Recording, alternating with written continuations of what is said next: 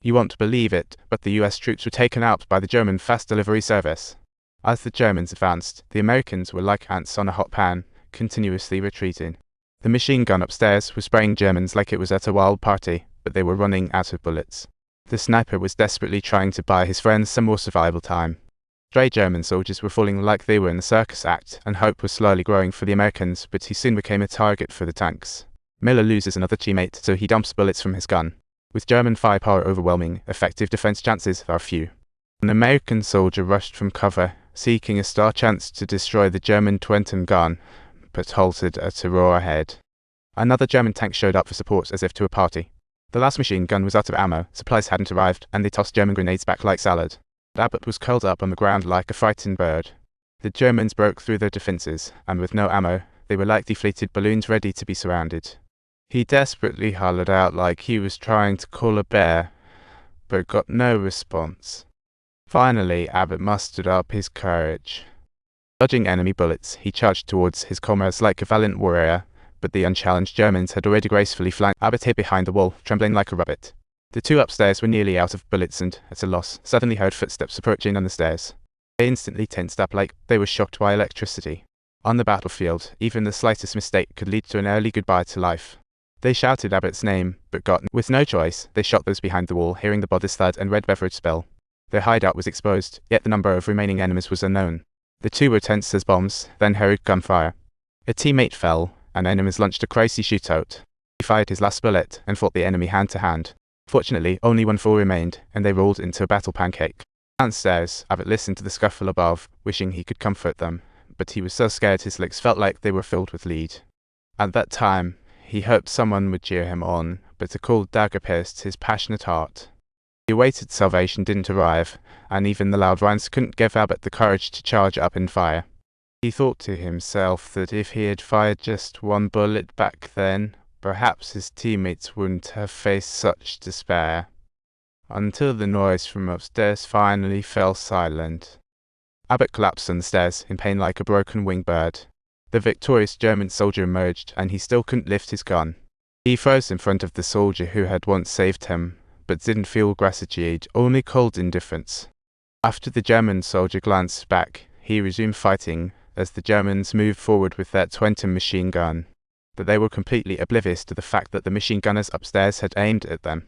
In an instant, they were hit and fell to the ground, making for a scene as lively as a movie.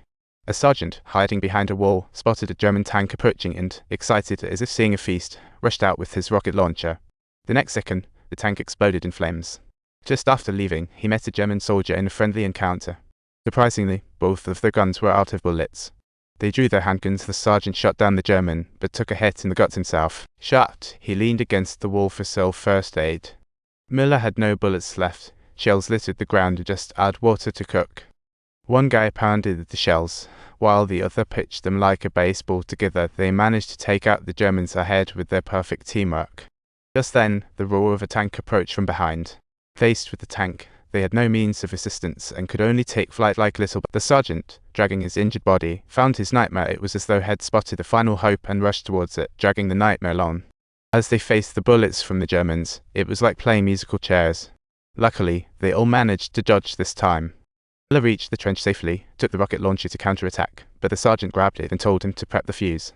The shell flew toward the tank, but didn't penetrate at all. Abbott was crouching in a shell hole, shivering like a little cat in need of help. The German tank had arrived on the other side of the bridge, and just as they were about to detonate, they were met with an unforgiving welcome from a shell. Miller was knocked unconscious. Upon waking, the world was silent, as if in a library. However, he saw his comrades still fighting valiantly, but turned to see his friends struggling under enemy fire until they fell helplessly. He turned around again only to find the sergeant had also shown no signs of life. Ryan's legs felt a bit useless as his team pulled him back to cover.